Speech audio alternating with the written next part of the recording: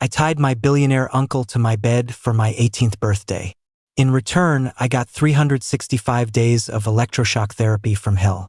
All because my uncle said a man loving a man is a sickness that needs to be cured.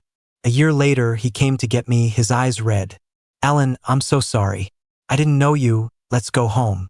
The moment we walked in the door, his fiancée smiled and handed me a wedding invitation. So I went and got a job as his biggest rival's personal assistant. He didn't like that either. He got on his knees and begged me to come back and love him. But I'm a married man now.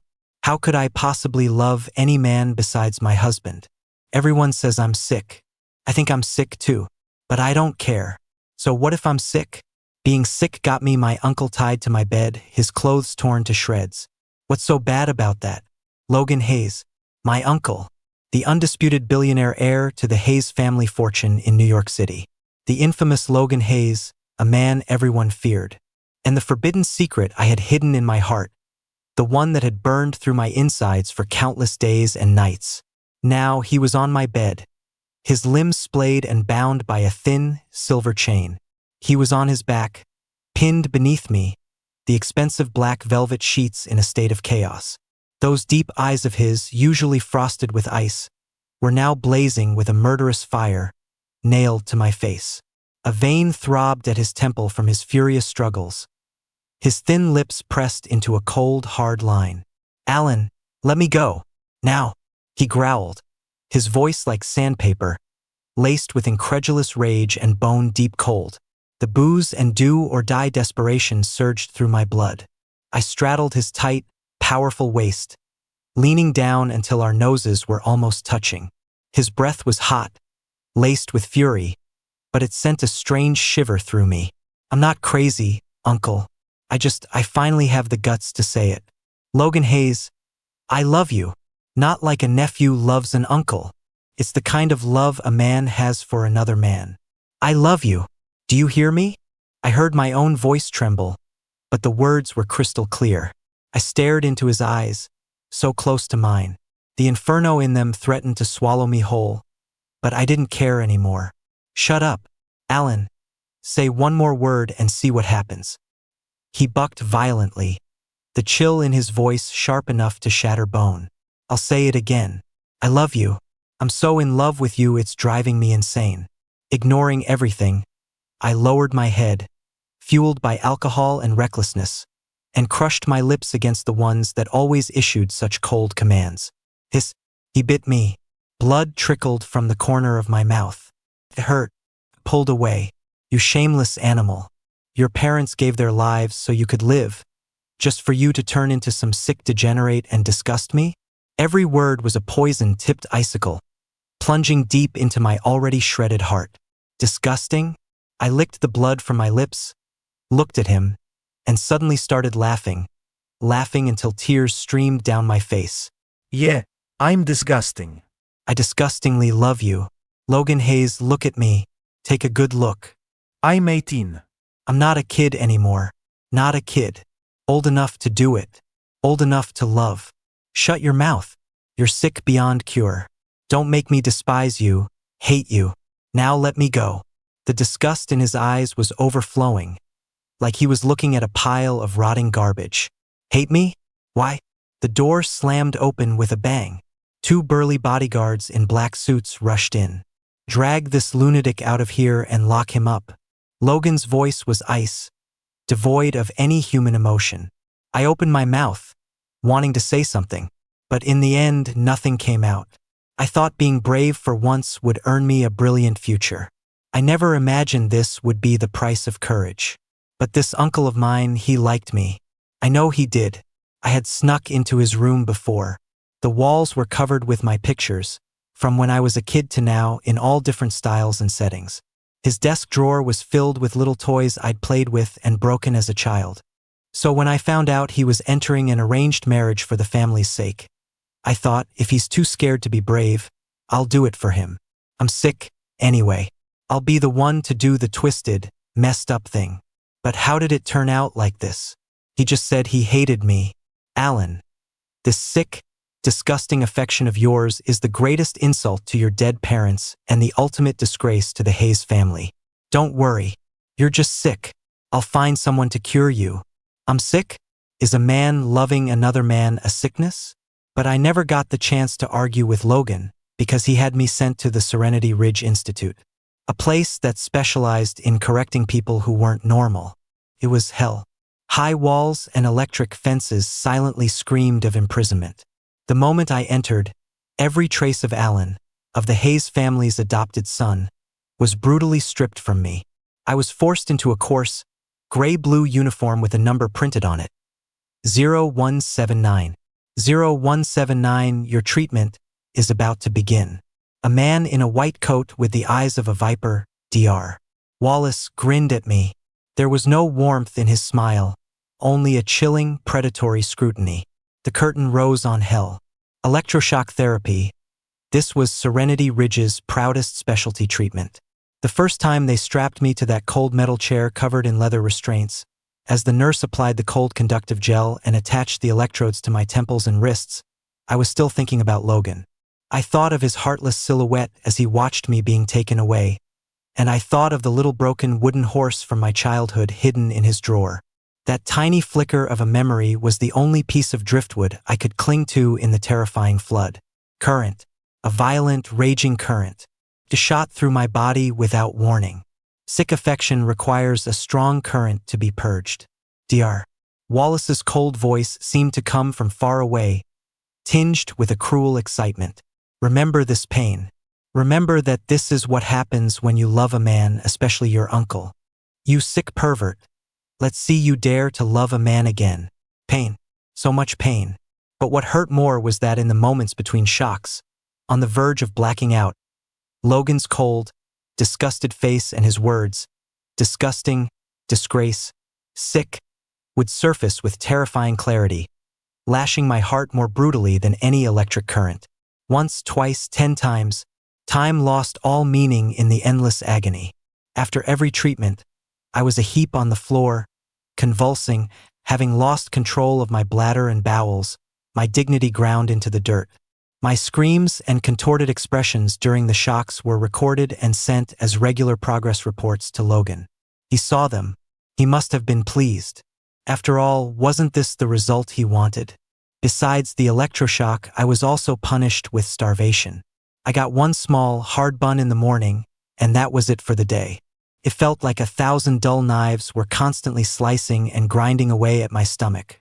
First, it was a searing, twisting pain. Later, it became a hollow, bone-deep weakness.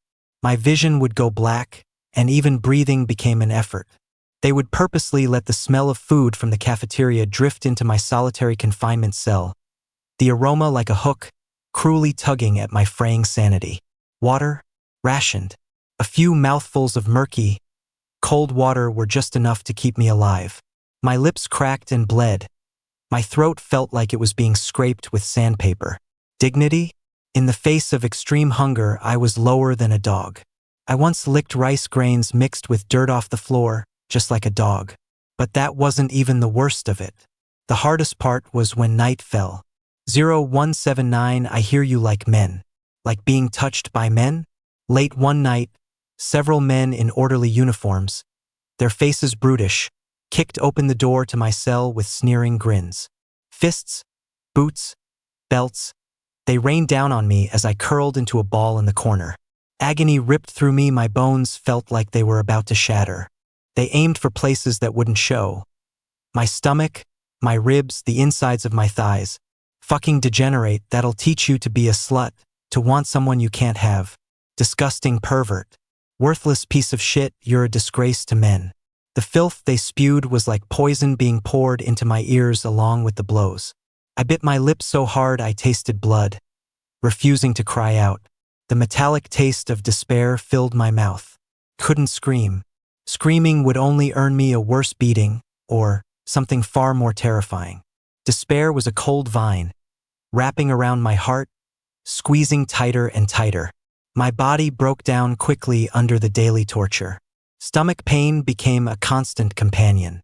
My hands shook uncontrollably, a souvenir from the electroshock.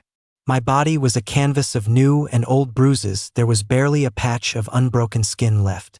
A mirror? There were no mirrors here. But I knew. The Alan who once had a spark of youthful defiance in his eyes was dead. What survived was a hollow, soulless shell with the number 0179. Sometimes, in the delirium of a fever, I would dream of my 18th birthday. I'd dream of the moment I lunged to kiss him, of the flicker in his eyes that wasn't pure disgust. Was it a hallucination, or just the fantasy of a sick mind? 1 year, 365 days and nights. Long enough for the most passionate love to turn to ash, for the deepest hatred to go numb. I thought I would die here, tossed out and left to rot like garbage. Just as he wanted, to be completely erased, to wipe away the Hayes family's disgrace. Until that day, it was an afternoon no different from the countless desperate days before it. I had just endured an extra strength session of electroshock and was lying like a limp rag on the cold concrete floor of my cell, drenched in a cold sweat, still twitching uncontrollably. My mind was hovering on the edge of collapse. From beyond the heavy iron door came the unusual sound of rushed, chaotic footsteps, mixed with what sounded like Dr. Wallace's serpentine voice, now filled with a rare sycophancy and panic. "Mr. H. Hayes, what brings you here in person? This place is filthy, you, Mr. Hayes?" It was like a faint jolt to my heart. Impossible, I must have misheard. Just another auditory hallucination from the shocks. Why would he come back? He wanted me dead, didn't he? The lock on my cell door clicked and was violently thrown open. Blinding light flooded in, forcing me to squint. Silhouetted against the light, a tall figure, so familiar it was etched into my bones, appeared in the doorway. An expensive suit draped his powerful frame, carrying an air of the outside world, clean and sharp, that was completely alien to this filthy hell. Logan Hayes. It was really him. He stood there, his back as straight as ever, still radiating the aura of the Hayes family air. But when his deep eyes adjusted to the dimness of the cell and finally focused on the pathetic garbage-like heap that was me, time froze again. I clearly saw his pupils contract to pinpricks. It was as if he had just witnessed the most horrific, unbelievable sight in the world. His usual cold, in control expression, like a fragile glass mask, was instantly spiderwebbed with cracks before shattering completely. Shock, disbelief, incredulity, all morphed into a suffocating, profound agony that churned in his eyes. He staggered, as if struck by an invisible sledgehammer, lunging forward 2 steps before freezing in place. His gaze was fixed on me, sweeping over my ragged, filthy uniform, over the ugly, crisscrossing scars on my exposed arms and neck, over my gaunt face with its jutting cheekbones from starvation and torture, and finally, landing on my empty, numb, lightless eyes. His lips trembled violently. He seemed to want to say something, but no words came out. Those thin lips that always spat cold commands and cruel words were now completely drained of color. The cell was terrifyingly silent. The only sound was my own faint, ragged breathing, a result of weakness and the lingering effects of the shock. Dr. Wallace's fawning, terrified voice piped up beside him. "Mr. Hayes, you see, 0179, young Mr. Allen has been recovering very well. We've been following the highest standards. Get out." A low growl, suppressed to its absolute limit but sounding like a wounded beast, erupted from Logan's throat. It was filled with a towering rage and fear. He didn't even look at Dr. Wallace. His eyes were still glued to me, as if I would turn to dust and disappear if he blinked. He walked toward me, step by agonizing step. He reached me and knelt down. He was so close I could smell that familiar, expensive cedar scent on him, mixed with a hint of road weariness. He reached out as if to touch my face, but his fingers started shaking violently an inch from my cheek and froze midair. He had seen the dried blood and bruises at the corner of my mouth. Those hands, the same hands that had signed the papers consigning me to hell, were now shaking uncontrollably. He opened his mouth, his throat working a few times before he finally forced out a few broken, hoarse words, thick with unbearable pain and disbelief. "Asha, Allen? His voice was no longer that of the high and mighty, cold-hearted Logan Hayes. It was full of what? Belated remorse? Overwhelming panic? Or something else? Probably none of those. He hated me after all. He carried me through the long, dim corridor. The doctors and orderlies who had once abused me now shrank against the walls like they'd seen a ghost, their faces pale, not daring to breathe. Dr. Wallace tried to approach and say something, but Logan shot him a look so cold and murderous it turned the Viper into a dead earthworm. He carried me straight out of that hell called Serenity Ridge. The harsh winter wind hit me, and my body, wrapped in his suit jacket, shivered involuntarily. Logan's arms around me instantly tightened, as if trying to warm me by melding me into his very bones. The driver had already respectfully opened the door to the familiar black luxury car. Logan gently placed me in the warm back seat and got in beside me. The door closed, shutting out the cold world and that personal hell. In the confined space, only the strong scent of cedar from him and the lingering smell of decay and blood from me remained. He sat next to me, not immediately telling the driver to go. He turned his head, staring at me intently, his eyes pained and complex, swirling with too many emotions I couldn't and didn't want to understand. After a long silence, so long I thought he would never speak, he finally did. His voice was incredibly hoarse, laced with an almost humble, cautious probing and a deep pain he himself might not have been aware of. "Alan, I'm so sorry. I didn't know we're going home."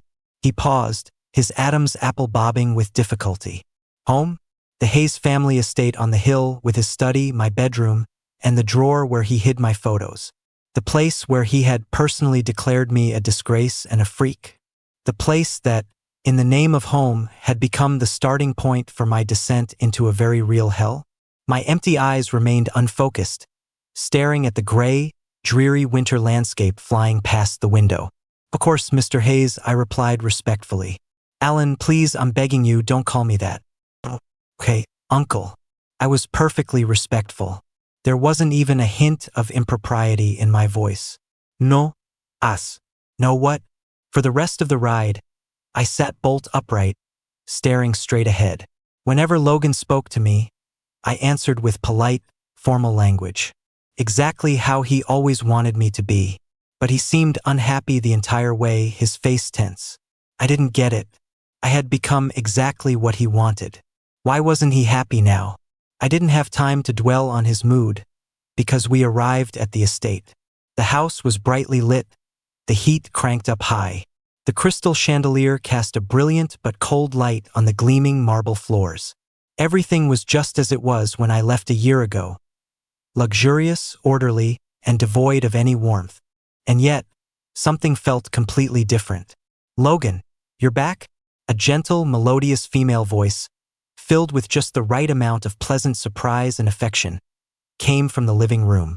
My numb gaze slowly focused on the source of the sound. A young woman in a cream-colored cashmere dress was gracefully rising from the sofa. She had a slender figure, flawless makeup, and her long hair was loosely pinned up, revealing a long, pale neck. She exuded an air of gentle elegance, clearly a well-bred heiress from a prominent family. Veronica Reed, the woman the Hayes family had carefully chosen as the perfect future matriarch. She wore a proper, impeccable smile. Her eyes first landed on Logan with undisguised tenderness, then drifted lightly to me, disheveled and pathetic, half supported in his arms. There was no surprise in her eyes, no disgust, not even a hint of curiosity, only a kind of all-knowing understanding. It was as if I were just a piece of trash that had accidentally wandered into her territory and needed to be dealt with. "You must be young Alan. Logan has told me about you. Are you feeling better?" Her voice remained gentle. She walked a few steps closer in her soft cashmere slippers, stopping at a distance that was neither too close nor too distant. "Logan, Alan still doesn't look well. Should we have the doctor come by again?" I felt Logan's body tense beside me. His arm around me tightened, as if to form a protective shield. "No need," he replied in a low voice. "He just needs to rest." His tone was subtly strained. Was that a primal rejection of Veronica's proximity, or something else? I didn't care enough to figure it out. Veronica nodded knowingly, her gaze falling back on me. Her eyes were like warm water on a cold stone, seemingly gentle but utterly without warmth. That's good. Welcome home, Alan. If you need anything, please don't hesitate to let me know. Her smile was flawless, as if she were truly the lady of the house welcoming home a misbehaving child. Welcome home? This isn't my home. And besides, they don't welcome me here, do they? I shifted, pulling myself out of Logan's embrace. He had been the one insisting on holding me anyway. I had wanted to keep my distance, but he was forceful, and after a year of starvation, I had no strength to resist. I went back to my room. I buried myself under the covers. Logan stood by my bed, tucking me in, saying something I couldn't be bothered to hear. I just closed my eyes. It was the most direct way to refuse all communication. In the darkness, I heard his heavy, suppressed breathing linger by my bed for a long time. Finally, there was a nearly inaudible sigh, and the sound of the door closing softly. The world was finally quiet. It was just me. For the next few days, Logan canceled almost all his work to stay home. He cooked me congee himself, carefully blowing on each spoonful to cool it before bringing it to my lips. He bought me things I had begged him for in the past, but he had always refused. He even let me dye my hair, get an ear piercing, wear ripped jeans, and stay up all night playing video games. He even invited over all my old friends, the ones he used to call my bad influences. These were all things I used to love. Unfortunately, I didn't love them anymore. I wore a white button-down shirt and black pants every day. The shirt was long-sleeved, and I buttoned it all the way to the top. My hair was always neatly combed. I didn't play games or stay up late. I just read. When it was time to eat, I ate. When it was time to sleep, I slept. I was exactly what Logan Hayes had once wanted me to be. But seeing me like this didn't seem to make him happy at all. TSK. Men are so hard to figure out. What does he even want? Veronica came to see me one night when Logan had to go to the office for an emergency meeting. She called me shameless for clinging to my own uncle. She threatened me, saying she'd kill me if I didn't leave. She smiled and asked if I had enjoyed my year at the institute. She asked if the people she had personally hired had taught me my lesson well. So, it was Veronica behind everything at the institute. You and my uncle are engaged, aren't you? Barring any surprises, you'll be my aunt. I'm your nephew. Don't you worry. A nephew would never try to steal his aunt's man. That was the longest sentence I'd spoken since I came back. After I said it, I walked into my room and locked the door. Suddenly, everything felt meaningless. With a mind as sharp as Logan's, he couldn't have been completely ignorant of what I went through over the past year. Could he? He knew. And he let Veronica do those things to me? Did he really hate me that much? Hate me enough to want me tortured to death? Then what was the meaning of all this care and attention since he brought me back? And everything before, was it all just my imagination? He was the one who led me on in the first place. I took that step, but then late one night, when the entire estate was cloaked in dead silence, I got up and opened the locked bottom drawer of my desk. Inside was a simple manila folder. It contained all the inheritance documents my parents had left me, the deed to a small but fully owned old house in the city, and a few bank and investment statements with amounts that weren't huge, but were enough for me to live on. The next day, I found a buyer for my parents' house and withdrew the money from the accounts. I put all the cash into an envelope, placed it outside Logan's bedroom door, and left the Hayes estate with a backpack. The Hayes family, Logan Hayes, they had nothing to do with me anymore. I was 12 when I first came to live with them. That year, my parents died in a car accident saving Logan's parents. Logan's older brother adopted me. Logan was 18 then, I was 12. His brother told him to spend more time with me. All things considered, the Hayes family had raised me for 6 years. The money I left behind wasn't enough to repay them, but my parents died because of their family. Let's just call it even. I rented an apartment far from the Hayes estate and started searching for job listings. I filtered out all the high-end positions that required a polished resume. My goal was clear: clerk, assistant, barista, or retail cashier. I needed a job I could start immediately, something to support myself. But after a week, I still hadn't found anything suitable. Until one late night, as I was mechanically refreshing a job site, a nondescript ad popped up, hiring executive assistant to the CEO. Company, Apex Capital.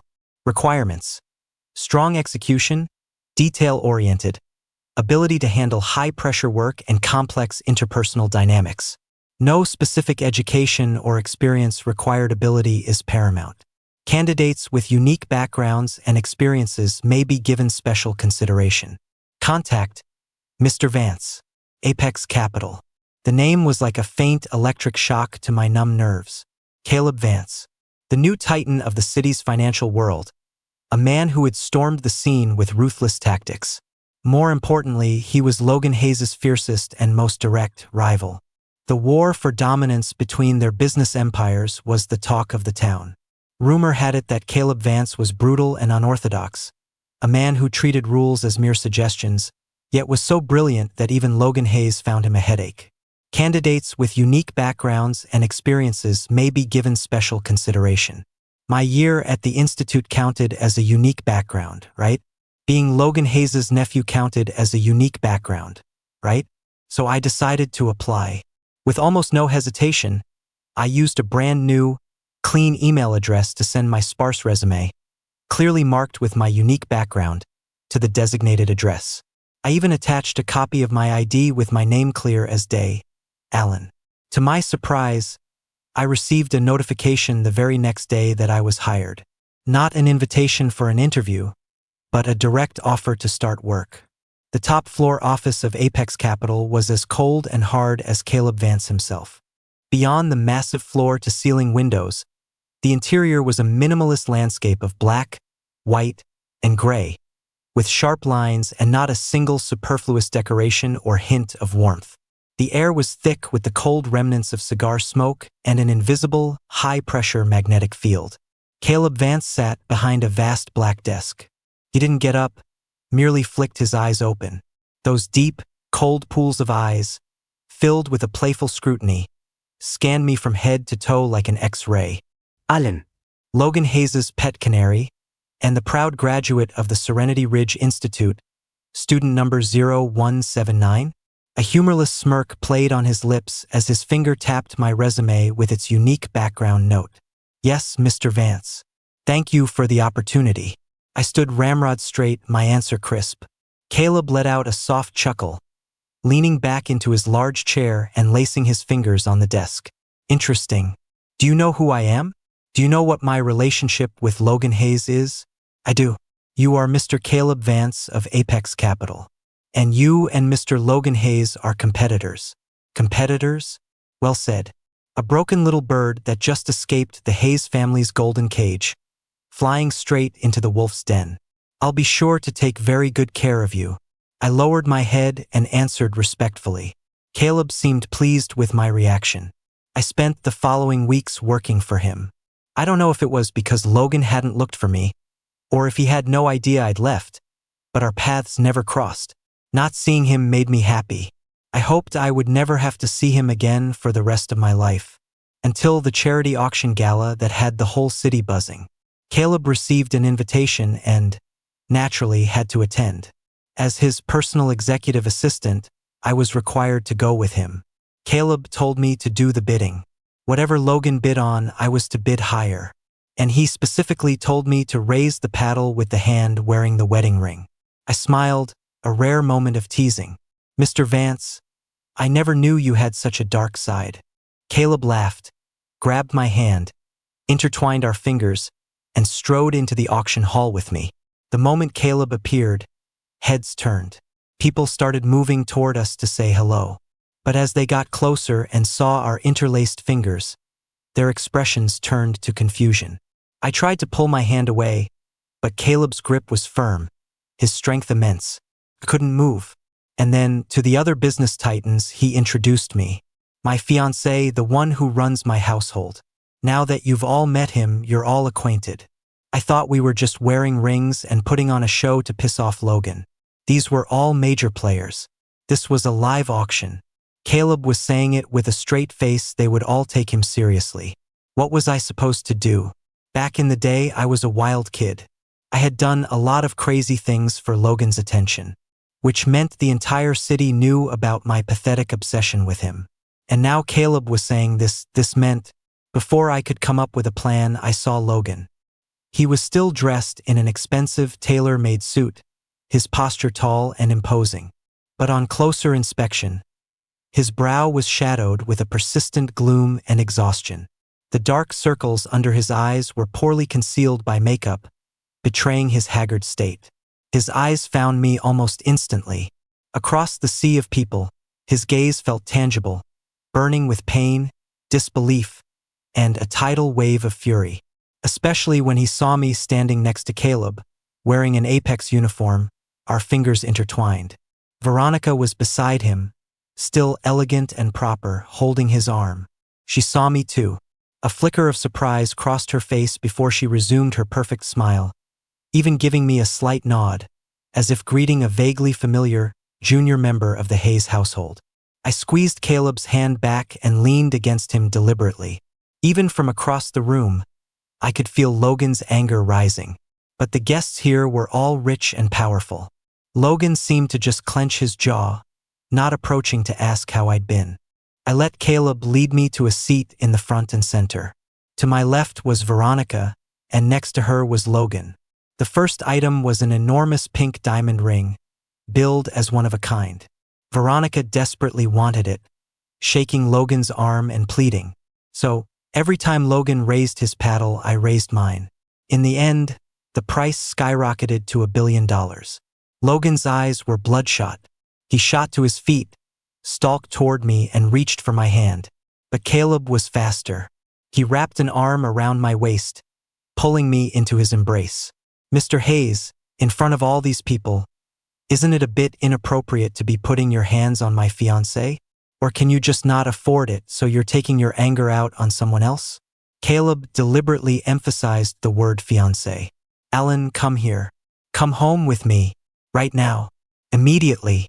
Logan's voice was a raw, broken thing, carrying an almost commanding, unquestionable madness as he reached for my arm again. I took a step back, deeper into Caleb's arms, and Caleb held me tight. Just as Logan was about to lose it completely, Caleb raised a hand and made a strange gesture. The entire room fell silent. Ladies and gentlemen, I'm in a good mood tonight. I'm buying out the house. Every item up for auction tonight belongs to my fiancé. What fiancé? Caleb, what the hell are you doing? Alan is my family. Let my boy go. I peeked out from Caleb's embrace and said clearly, Mr. Hayes, I'm not your boy. My last name is Alan, yours is Hayes. I'll be repaying every cent the Hayes family spent on me over the years. Now please lower your voice. My husband doesn't like it when people yell at him. Alan, do you have any idea what you're saying? What husband? You're a man. I see your sickness isn't cured yet, So you're gonna send him back to that hellhole, Mr. Hayes? Let him be framed by your woman, electrocuted every day, starved, and beaten in the middle of the night? Caleb's face suddenly turned deadly serious, his expression dark. Someone from the side handed him a folder. Caleb snatched it and threw it at Logan. Read it yourself. With a brain like yours, I'm surprised the Hayes family hasn't gone under already. The news that Logan Hayes had collapsed, vomiting blood, at the auction sent a shockwave through the city's elite. The tabloids had a field day. Hayes heir explodes in rage for male lover. Rivalry ends in bloody collapse. High society scandal. Logan Hayes' illicit love for adopted son. Jealousy at auction leads to tragedy. Sensational headlines were everywhere. The Hayes Corporation's stock plummeted. The board was furious. All that noise was shut out by Caleb's cold fortress. He took me back to the private lounge at Apex Tower, handed me a glass of whiskey, and told me to take a few days off. He didn't say how many, just until I feel like it. But it didn't feel like a vacation, because Caleb, for some insane reason, had moved into my crappy little rental apartment. Before, I only had to see him at work. Now it was 24/7. I asked him how a CEO like him had so much free time. He said the company was his, so he had free time whenever he wanted. Right? No point arguing with a ruthless capitalist. Logan only stayed in the hospital for 3 days.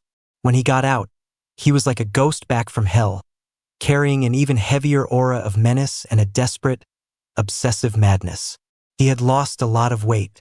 His once perfectly fitted suit hung off his frame. His face was frighteningly pale, the bruises under his eyes dark and deep. Only his eyes burned with a terrifying, reckless fire. He was no longer the untouchable Logan Hayes, but a cornered animal, ready to tear someone apart. Day 1. The dingy hallway of my old apartment building was filled with lavishly wrapped gift boxes. Limited edition watches, rare gems, even a long discontinued model kit I had once casually mentioned liking as a kid. It was all there. A fortune in gifts, piled in a dusty corner, like a giant, mocking joke. I emotionlessly walked around them and called maintenance to clear them out. He stood in the shadows, watching my cold retreat, his fists clenched so tight his knuckles cracked. Day 2. A brand new, understated but luxurious custom SUV was parked downstairs, the key in the ignition. Card was attached. The handwriting was his familiar, sharp script, but it held a subtle tremor. Alan, wherever you want to go from now on, I or it will take you. I called a tow truck. He sat in his car across the street, watching it get hauled away, and slammed his fist on the steering wheel. The horn blared, shattering the peace of the old neighborhood. Day 3, a downpour. He just knelt there, ramrod straight, in a puddle outside my building's entrance. His expensive suit pants were soaked with muddy water, his leather shoes submerged. Rain streamed down his messy hair and pale face, mixing with the bloodshot fury in his eyes. He looked like a pathetic madman. Day 4. Every front page was reporting that the head of the Hayes family had broken off his engagement because he was in love with his adopted nephew. Logan Hayes became a pariah, a bastard everyone despised. The legendary power of Logan Hayes seemed to exist only in memory. Caleb wrapped his arm around me. We stood on the rickety balcony of my apartment, watching Logan still kneeling in the rain below. I'm sorry I was late. I should have come back sooner. Caleb let him go. What? You feel sorry for him? No, I just don't want to see him anymore. I don't want to remember any of it. The old Alan is dead. I want to start over. I found out Caleb liked me on the second day he insisted on staying at my place. Turned out we went to the same high school. He even sat behind me. But back then, my world revolved around Logan Hayes. I thought about Logan in class, I thought about Logan after class. The entire school knew I was in love with my uncle. No, the entire city knew. Caleb said he liked me back then, but no matter what he did, he couldn't get me to look his way. Eventually, he chose to go abroad. He thought leaving the country would help him forget me. But just as I was about to be tortured to death in that institute, he got word of it. He flew back immediately, but he was a step too late. Logan had already taken me home. He said he was all prepared to snatch me away. But then I delivered myself right to his doorstep. I asked him, I'm a man and you're a man. Don't you think a man loving another man is sick? I asked him, the whole city knows I'm sick, knows about my twisted obsession with my own uncle. If you're with me, you'll be mocked and cursed by everyone. He said, shoo, none of that matters. What matters is that we can be together. It's our life, we don't need anyone else's judgment. So, I decided to give it a try with Caleb. Besides, Caleb was handsome, rich, and, most importantly, great in bed.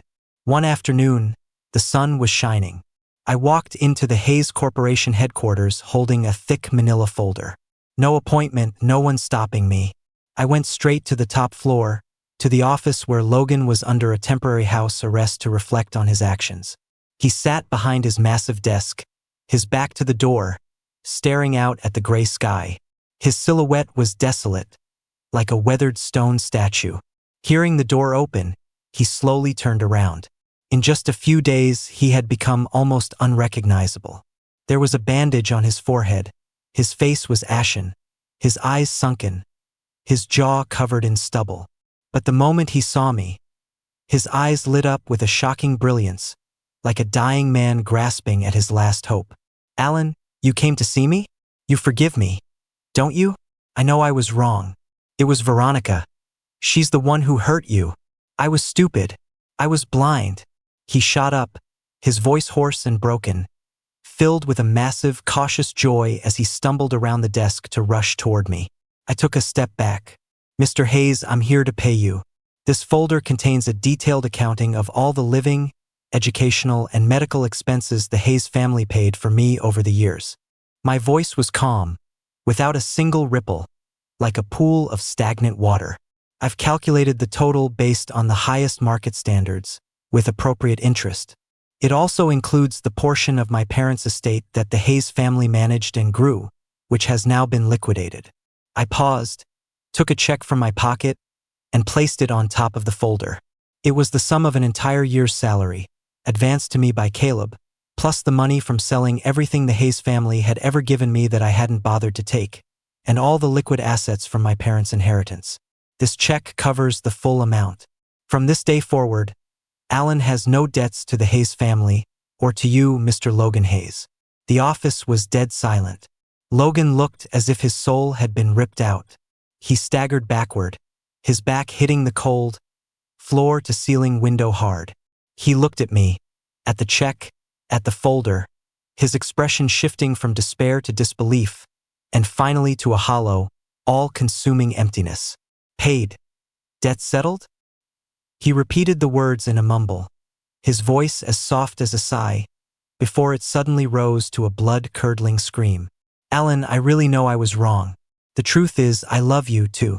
I was just a coward. I was afraid to admit it. Can we please start over? Losing all control, he rushed to the opposite wall and tore down the massive curtain hanging there. Behind it, the wall was plastered with countless photos of me. You see? I really do love you. I was just scared I hadn't raised you right. I didn't dare admit my feelings for you. He pointed at the wall, laughing and crying like a madman, tears mixing with the blood seeping from the cut on his forehead. He collapsed to his knees with a thud, not for show, but from genuine, total exhaustion. He gripped his own hair, curling into a ball of agony, sobbing uncontrollably.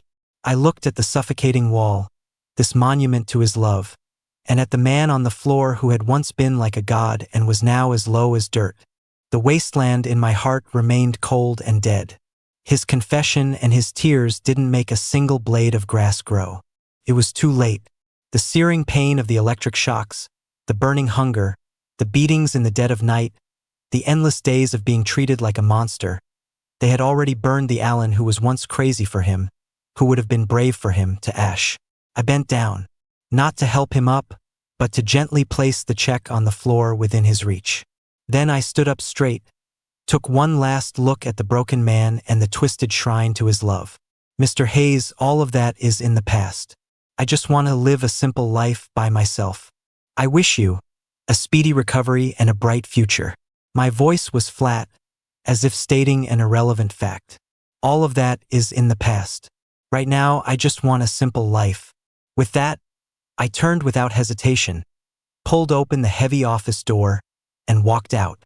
I shut his broken screams, his desperate pleas, and that suffocating wall of love completely behind me.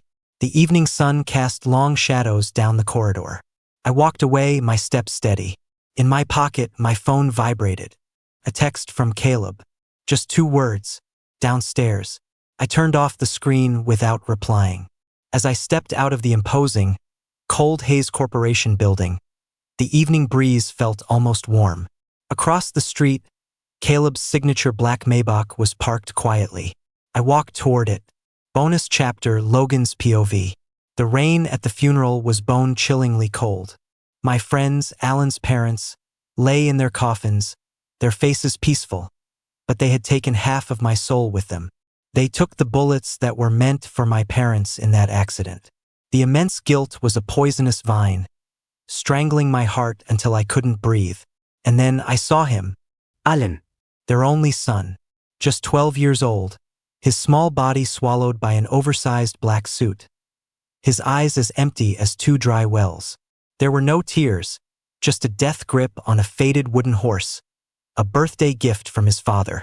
Logan, Alan, please take care of him. His father's last words became the chains I could never escape. I brought him back to the Hayes estate. My older brother adopted him. I became Alan's uncle. I was only 18 at the time, unmarried, and didn't meet the requirements for adoption myself. He was silent, sensitive, like a frightened little animal. I clumsily learned to care for him, giving him the best of everything, sending him to the finest schools, trying to fill the void left by his parents with the Hayes family's fortune. But his eyes only ever lit up for a fleeting moment when I brought back some little trinket he had once mentioned. Like a stone dropped into a deep well, a brief ripple, then gone. When did things start to change? Was it the warm milk he would quietly leave by my study door when I pulled all-nighters? Was it the way he'd hand me hangover medicine with a worried little frown when I came home drunk from a business dinner? Or was it during his teenage years, when the dependence in his gaze slowly became mixed with something else, something that made my heart race, something I instinctively wanted to push away? I told myself it was just a kid's attachment, a transference of affection due to the lack of a father figure. I was his uncle. I had to guide him onto the right path, get married, have children, live a normal, bright future. That was the only way to honor his father's memory. But the truth was, I was pathologically in love with him. All four walls of my bedroom were covered with his pictures. Terrified he would find out, I forbade him from ever entering my room.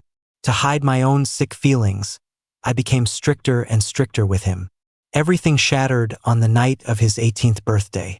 He used the excuse of getting me drunk, tied me to his bed, and told me he loved me. I was terrified. So terrified I sobered up instantly.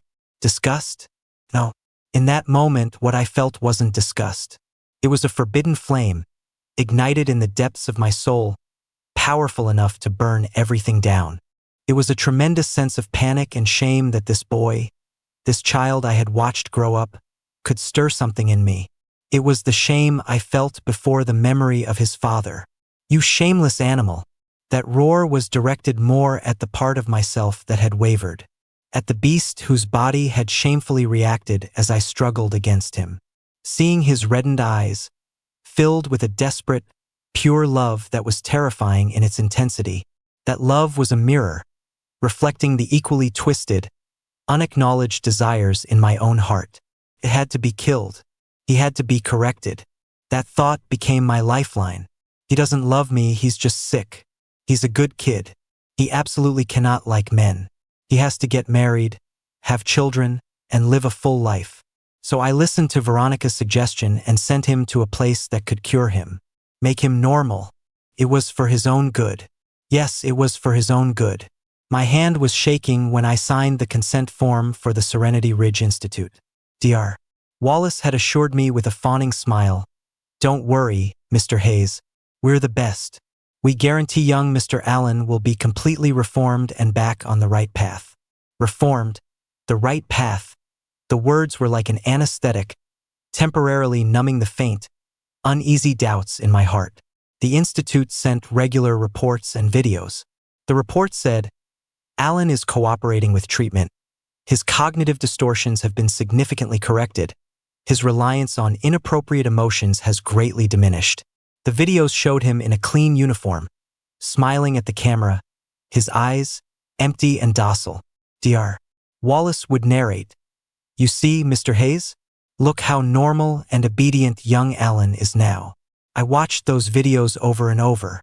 I watched his docile smile, listened to him mechanically repeat phrases like "loving men is a sickness and I must get married and have children." I forcibly suppressed the unease in my heart, replacing it with a twisted sense of relief and reassurance. See, he's getting better. He's being cured. I'm saving him. When he's cured and comes back, everything can go back to normal. He'll still be the kid who calls me uncle. I'll arrange for him to go to the best university, find him a suitable girl from a good family, until the emergency call after a session of deep therapy. When I rushed to the institute and looked through the cold, one-way glass, I saw him curled in a corner of the solitary cell like a skinned cat, trembling all over, his eyes vacant, unconsciously mumbling over and over, "Uncle, let me out. I don't love you anymore. I don't love you. Please don't leave me. I don't love you anymore." Please don't leave me. Those words were poison-tipped icicles, plunging deep into my heart. More real, more brutal than any report. That wasn't cured.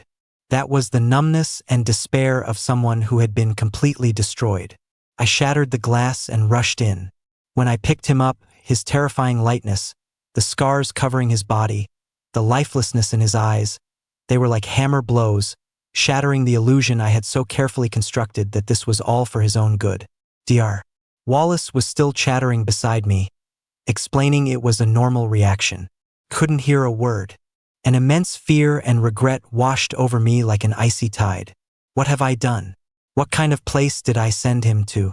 I brought him back to the estate, watching him, fragile as a porcelain doll, breathing so carefully. Veronica's gentle smile now seemed unbearably sharp to my eyes. Every time she came near, it reminded me of the institute, of the reports I had deliberately ignored. This woman had to be dealt with, and that so-called institute, I had my men burn it to the ground. I sent Dr. Wallace to prison.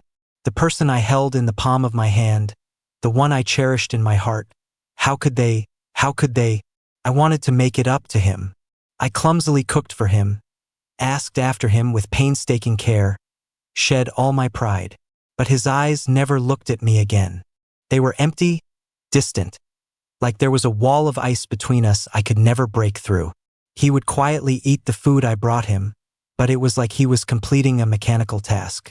When he left without a sound, leaving only a cold note and that check settling all accounts, I finally went insane. Heir to the Hayes fortune, responsibility and reputation, a normal life, it was all bullshit. I only wanted him. I only wanted Alan. Sending gifts, kneeling in the rain, even causing a car crash in a self-destructive gamble for a sliver of his sympathy. I was like a gambler who had lost everything, using the most frenzied methods to grasp at the last straw. Every time he ignored me, every cold look, it was like being flayed alive. Seeing him stand beside Caleb Vance, seeing that blinding ring on his finger, hearing him coldly call me Mr. Hayes and Caleb husband, jealousy and despair gnawed at my sanity like venomous snakes.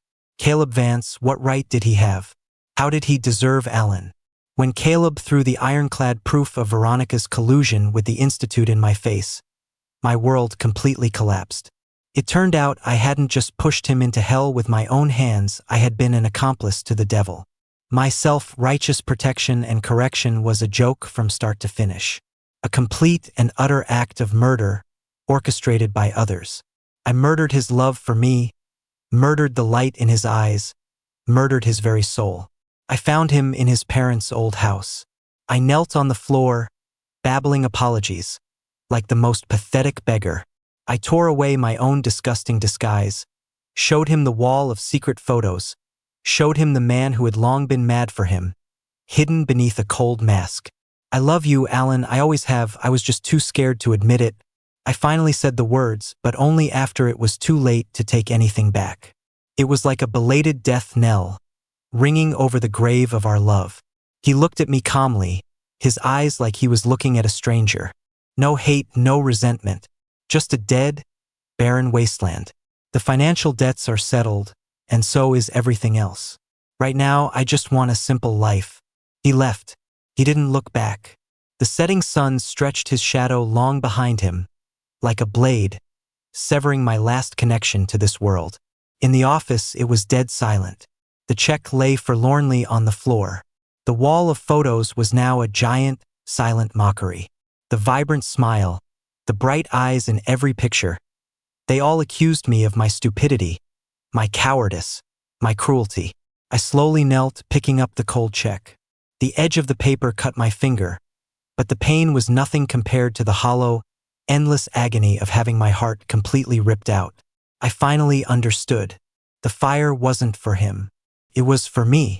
It burned the Logan Hayes who was too scared to admit he was in love, who used responsibility and normalcy as an excuse, and who ultimately pushed the one he loved into hell with his own hands. Beneath the ashes, all that was left was a prisoner sentenced to life by his own verdict. Forever trapped in this hell called regret.